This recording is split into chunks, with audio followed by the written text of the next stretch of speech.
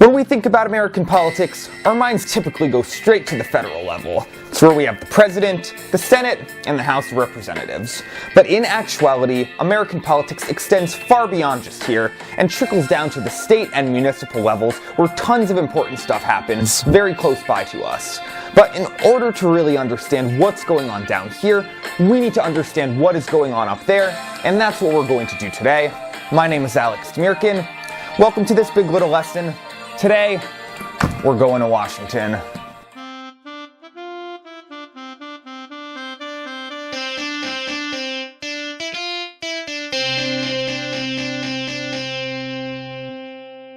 So today we're going to be leaving our homes and taking a little trip to Washington, D.C.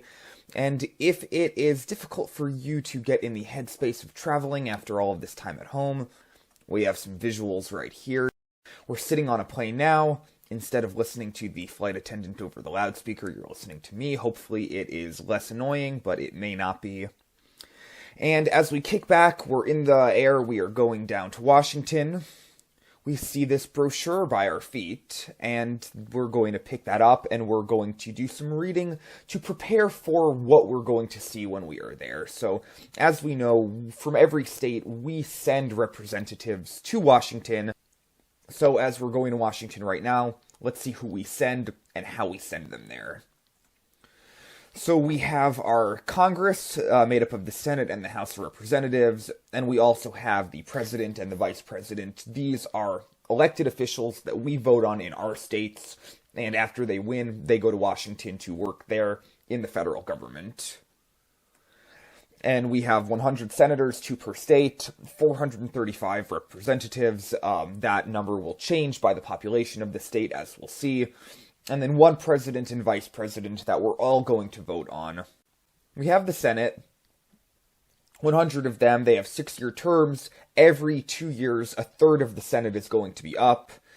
And you have 2 in whatever state you're in. You're going to vote on both of them, just on different years. They never go up in the same year, and they don't have term limits, so you can just keep re-electing and re-electing and re-electing them. Some of them have been in power for decades. And the House, also no term limits. We've had some in power for decades, but it's 2-year terms, so every 2 years, everybody in the House of Representatives is going to go up. And the number each state gets is tied to their population. We did mention this in the previous lesson, but we're going to go into it in a bit more depth to see how these districts are divided. But in Connecticut, we have 5. States with smaller populations are going to have fewer, like Wyoming and Rhode Island, and then states with more are going to have more. And everybody is in 1 district. You have 1 representative.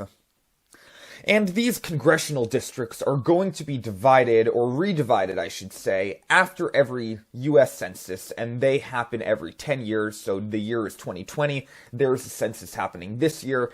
After that, we're going to have a better sense of the population distribution in the United States, and from there, these districts will be redrawn in the next legislative session at the state level. So every state will draw their own congressional districts. And we always have 435 of them. That number does not change. So as we change our population of the U.S. as a whole, or of different states, the only thing that's going to change is how many people are in these districts and how many districts each state has. We never add more or subtract them. That 435 is going to be a fixed number. So as we see here, the population increased between 2000 and 2010. So what that changed was the number of people in each district, and then how many each state had. So some of them lost, some of them gained, depending on if there was an influx in population or if people were leaving the state. So every district is going to have a certain score. It's called a Cook PVI score, where PVI stands for Partisan Voting Index. And that's going to show how Republican or how Democrat the district is. As we know, different parts of the country have different political alignments. And this is a way to show how safely one party controls a certain district. So like Alabama's 4th district, Republicans have that 30-point advantage. It will be very hard for a Democrat to get elected there. And conversely, we have New York's 15th district. Even harder for a Republican to get elected there. But because of these scores, they can be manipulated so certain parties can maintain certain advantages. And this is called gerrymandering. That is when the districts are strategically drawn to produce some sort of outcome for a certain party. And there are two ways which this can be done. One way, as we see here, we have these really obscure districts. There are these really thin bands that go across the state. With these kind of gerrymandered districts, what the people drawing them are ultimately doing is just corralling all members of a certain party into one district, no matter how convoluted it is. So you have one district that is really charged in one direction, but all of the other ones around it are going to the other parties. So you lose one, but you gain a lot of others. Another way that it's done is you just split up a certain party and you just lump them into all of the other ones so they're diluted, so each district has the advantage for the other party. And it's not as bad as it used to be. It's still done, and it's bad because it undermines democracy. You are kind of guaranteeing certain outcomes because of how you draw the districts and not really allowing it to be determined in an election where the best candidate is going to win. So just so we can see the impact that this can have, right now, these are our districts in the United States, and you see you have pretty equal, usually Democrat and usually Republican districts, with these highly competitive ones in the middle. We can draw it in a way to give Republicans as much of the advantage as possible. And look, we pick up 275 usually Republican districts. You could do the same thing with Democrats and just skew it in the other direction. But what I find is pretty interesting is you can also do it to maximize the districts in the middle. So look, with this, you can have 242 highly competitive districts. So every 2 years, things could be completely up in the air. And I think that's pretty interesting, but this is not how we have it set up right now. And in the Congress, every state is going to send its 2 senators and however many representatives it has. And this number, the senators plus representatives, is called the congressional delegation of a state. So the more populous states will have larger congressional delegations. Those states that only have 1 representative, so like Wyoming and Delaware, they're only going to have 3 people in their congressional delegation. And this is important because when we look at electing the president and the vice president, this is done by the Electoral College system. So when the candidate wins a state, he or she is going to get the electoral votes from that state, and this is determined by population, and the way that they calculate that is just adding up the number of senators and representatives. So right now, Connecticut, we have 7. We have 5 representatives and 2 senators, and that's why 7 is the number. So here, just to illustrate, you can just subtract 2 from the number of electoral votes a state has and find out how many representatives they sent to the House of Representatives. And you need 270 to win. Here is the map from 2016. If you remember the 2016 election, it was pretty controversial because Donald Trump, who won the election with the electoral votes, actually had fewer votes than Hillary Clinton. That's called the popular vote. Afterwards, some people said we should determine who our president is by popular vote and not by the Electoral College system. But the reason the Electoral College system is in place is because you have states along the coasts like New York and California that have tons and tons of people in them, and other states in the middle who have far fewer people. And if we use the popular vote, then it could really easily be dominated by these really populous states that have a lot of cities in them. And the intent is that you don't want to ignore the will of the states in the middle, even if they do have fewer people. So that's why the Electoral College system still is dependent on population, but it cannot be overwhelmed in the same sort of way. You're still always going to have the same number of electoral votes that are going to be in play, even if the population goes up. Now, you may feel your ears popping, and that is because we have just started our final descent into Washington, D.C. So as we make our way to the ground, we're going to pull out our itinerary for this visit. Here we have our three branches of American government and the buildings in which they are based here in Washington. We are going to focus on two of these, the U.S. Capitol and the White House, home of the legislative and executive branches. We're also going to take a quick peek at the judicial branch and the Supreme Court building, but that will be the subject for a future lesson. And if we just take a look at this map, we see that all of these buildings are in close proximity to one another along the National Mall. This is not a typical mall. This is just a big green space that has all of the buildings alongside it. Beautiful place for walking. So we're going to start out by visiting the U.S. Capitol. Notice the dome. And this is where both houses of Congress are based. Now, we elect members to Congress from our home states, 100 to the Senate, 435 to the House of Representatives. But it's important to note that once we send them there, they elect leadership of their own. Now, there are two kinds of leadership in Congress. There are party leaders, and these are elected by all of the members of a given party when they are in their House of Congress. And they are the leaders of their party's agenda, so we'll have the majority leaders, we'll have the minority leaders, and that's why they're there. We also have presiding officers, and these are elected by the Senate or the House at large. That means that regardless of party, you're going to be casting a vote for the presiding officers, and they are kind of the chair people. They're the ones in charge. They oversee the rules and the order and the voting process, and we'll look at how both houses have both of these. They're slightly different between the two.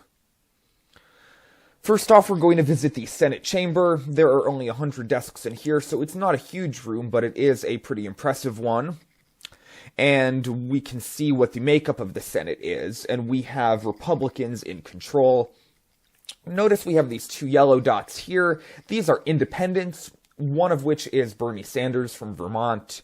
Now, it's important to just note that in the Senate, the two independents will caucus with the Democrats. So even though they didn't run as Democrats, they don't have enough people to elect their own leadership, so they go in with the Democrats, and they are a part of that faction.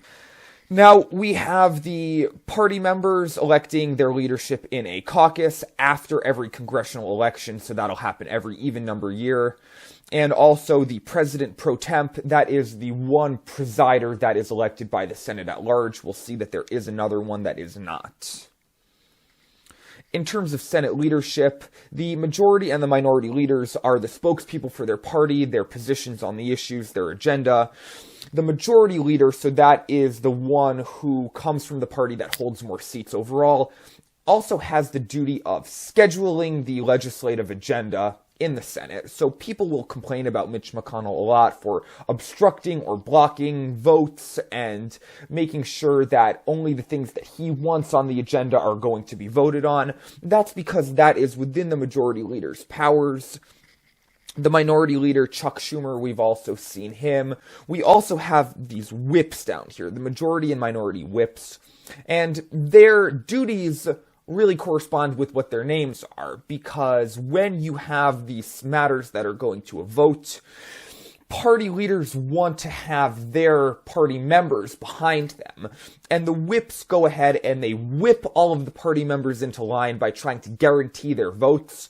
So when a member of Congress is elected, they are able to vote on what they want, but there also is this pressure to vote with the party, just to ensure that things that the people at the top of the party want to get passed can. The whip's jobs are to go secure the votes and get them behind. Presiding over the Senate is interesting because the president of the Senate is always the vice president of the United States. So it is not a senator.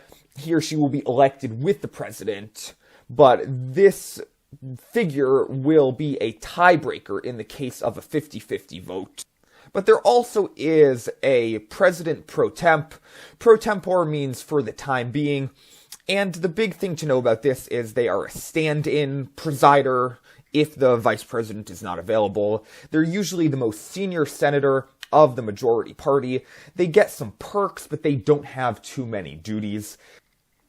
And then on to the House chamber. Far more seats here because you have over 4 times the members of the House than the Senate. And the House, as of 2018, is controlled by Democrats.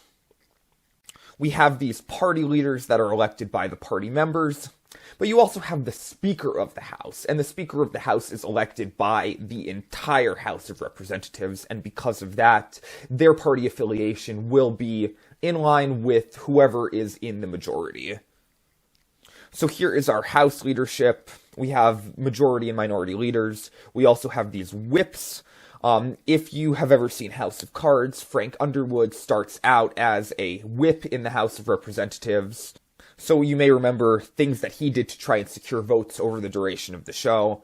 That is what these whips do. Jim Clyburn is the majority whip. You may know him for his annual fish fry in South Carolina. That is a very hot destination for Democrat presidential candidates. And the Speaker of the House is Nancy Pelosi, our favorite ice cream eater as of recently. And like I said, the Speaker is elected by the House as a whole. So she actually was the Speaker a few years ago when Democrats had the House. Then Republicans won the House. She was not the Speaker anymore. Then she was elected to the speakership again. The Speaker is a presiding officer and an administrative head, but because the Speaker is also one of the 435 representatives, there also is somewhat of a partisan charge that they hold. They are the leader of their party, and they are the second in line to succeed the president. So right here we have a little screen grab from the State of the Union back in February. We have the vice president behind the president. That will be the next in line. And then the Speaker of the House comes right after if something happens to both the president and the vice president and they're unable to hold the office. We also see these two together quite a bit. We did, especially during the impeachment trials. And that's because they're the Senate and the House's top Democrats. And I didn't go over all of the constitutionally enumerated duties of the House and Senate leadership, but if you want to read up on this more, both houses have websites that really go through all of it in greater detail. And before we exit the U.S. Capitol, we're going to visit our Connecticut congressional delegation. Like I mentioned earlier, we do have 7 members here. Our 2 senators, our 5 representatives. You can see when all of them were elected. We do have 2 U.S. representatives who were elected in the 90s. There are no term limits, so that can happen. All of them belong to the Democrat Party. That does not mean that everybody in Connecticut is a Democrat, although sometimes it can feel that way. We have had Republican representatives and even Republican senators in Connecticut in years past. Next on the agenda, we are going to visit the White House. This is a very iconic place. We should all recognize this, but what we may not know is that this isn't the whole White House. This is actually the executive residence, and you have 2 wings off of that. So the East Wing is where we're going to enter, and that is where visitors will come through. It is also where the First Lady and her offices are based. You make your way through, and the West Wing is where all of the important stuff goes down. This is where the president's offices are, and you can notice that there is an oval marked over here. That is the Oval Office. Very iconic. It's just the president's formal workspace, so it's not like his only office, the place he always comes to do his work. It's just, in any really formal matters, meeting with foreign dignitaries, holding meetings, this is the place to do it. The president, our top executive, an enforcer of the laws more so than a maker of the laws. Here we see the past few presidents. We've only had 45 of them since the United States was founded. George Washington was the first, we should know. And here we have just this timetable to see how often it's changed hands. We have another election coming up this year because a president has a 2-term limit. Donald Trump, the current president, will be running for re-election. And the vice president runs with the president. The president just chooses the vice president as a running mate. And their only constitutional duties is to be the presiding president of the Senate, cast those tie-breaking votes, and also succeed the president if something happens to them. Beyond that, the vice president will do what the president tells them to do. So right now, President Trump has put Vice President Pence in charge of this coronavirus task force. There's nothing in the Constitution that says that that is a duty of the vice presidents, but the president can put the vice president on whatever jobs they need. Also, we have the cabinet. Now, the cabinet is not made up of elected positions, it is a completely appointed body. And it's because you have all of these departments in the federal government that oversee more specific functions, and all of them will need a head. And the head will be called a secretary of each of these departments. So as soon as a president gets elected, you have all of these appointments made. A secretary in the cabinet does not have to come from the same party that the president does, but that's usually how it is. Sometimes it's their friends who they will bring in. Sometimes it is top people in the party. In the case of Hillary Clinton and Barack Obama, they were both running for the presidential nomination in 2008. Obama won. He gave Hillary Clinton the position of Secretary of the State. So that's always exciting to see who gets appointed. We're not going to go through all of these positions right now, but I may make a video that goes through each of them in some more depth to show who they are and what they're tasked with doing. But know that these are executive positions that are appointed and not elected.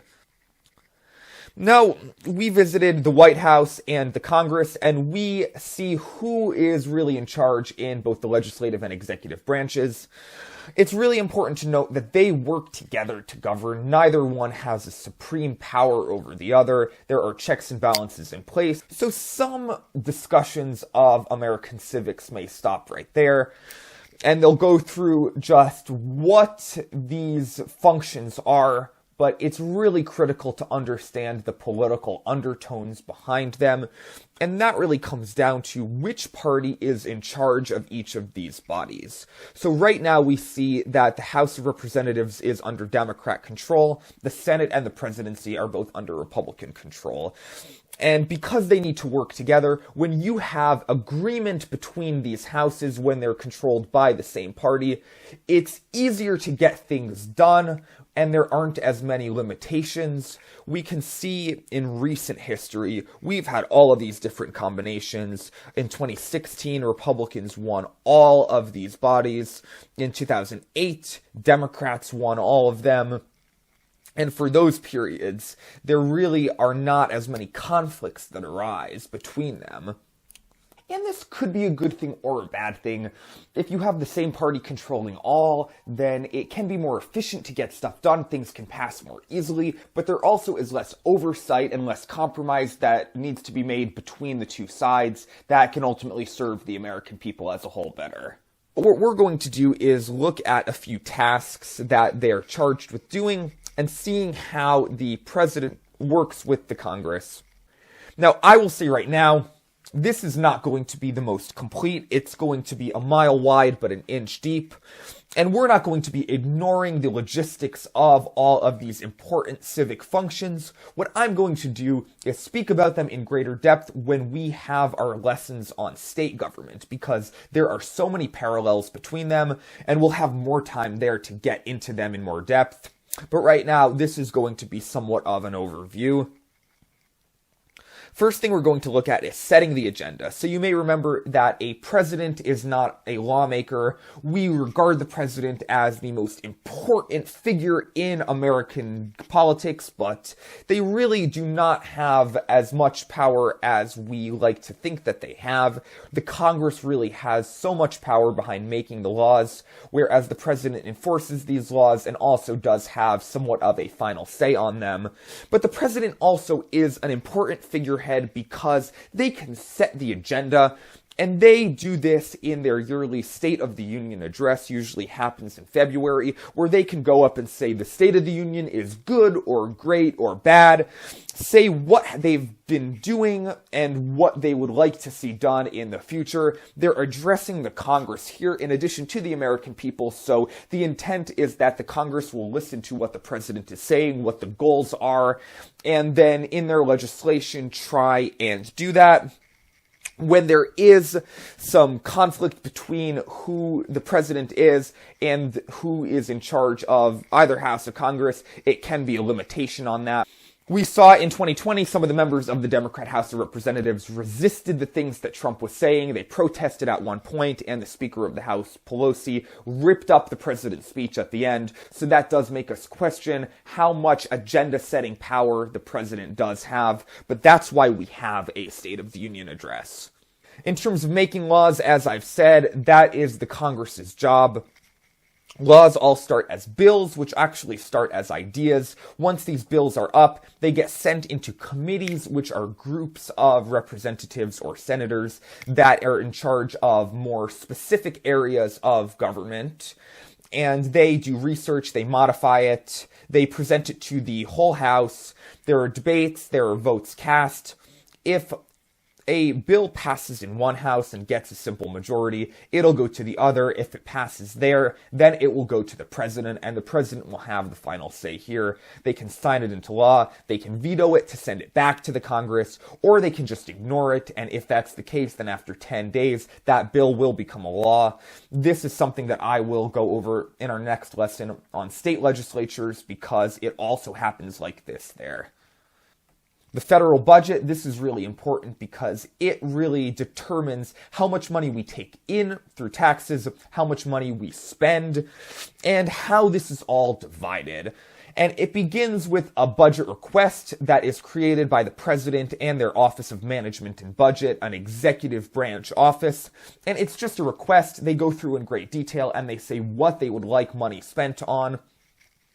The Congress then will draft a federal budget resolution, and this is not very precise. This kind of provides a breakdown among 19 broad spending categories, just to show how the money would be divided in their opinion. And then from there, the Congress will draft appropriations bills that within these more specific categories lay out the specific funding for them. And then that gets sent over to the president. The president will sign it, and that's how funding is given.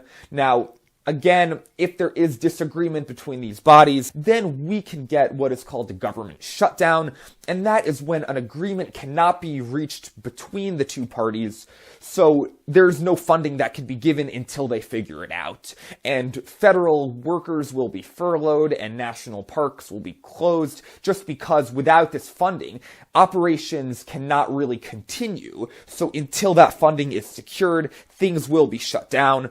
From 2018 into 2019, there was a 35-day long government shutdown, the longest one ever. And it was about funding for building the border wall between the U.S. and Mexico. The president wanted more funding for that. The Congress did not. And aside from regular budgetary spending, there are also cases when the federal government needs to pass emergency spending. And we're in one of those situations now with coronavirus relief aid being passed. These are called stimulus packages because they're designed to stimulate the economy, whether it be through giving a $1,200 paycheck to individuals or giving relief to businesses who are forced to shut down. And the way that this works is similar to how spending works in the regular budgetary season. The Congress is the one who comes up with the exact allocations and breaks it all down. And once it passes both houses, then it gets sent along to the president to sign and approve before it can be put into effect. So it is not the president who is coming up with how all of this money is going to be spent. That is also the Congress's job to decide. Next up, we have the concept of war. Now, Congress will hold the formal power to declare war against another country. The last time they did this was World War II. The president is the commander-in-chief of our military, and they can order military action without congressional approval. Like at the very start of this year, when President Trump ordered the killing of an Iranian general, that was not approved by Congress. Some members of Congress had a problem with it, but it was not a declaration of war. It was just military action that was ordered by the president because the president is the commander-in-chief. And finally, we're going to speak about appointments. We have appointed officials in our federal government in addition to these elected officials that we've spoken about, and they are nominated by the president. So the two big areas that we're going to be speaking about are the cabinet positions, which we mentioned earlier, and also judgeships, which belong to the judicial branch, which is one of the three branches that we did not give much attention to today.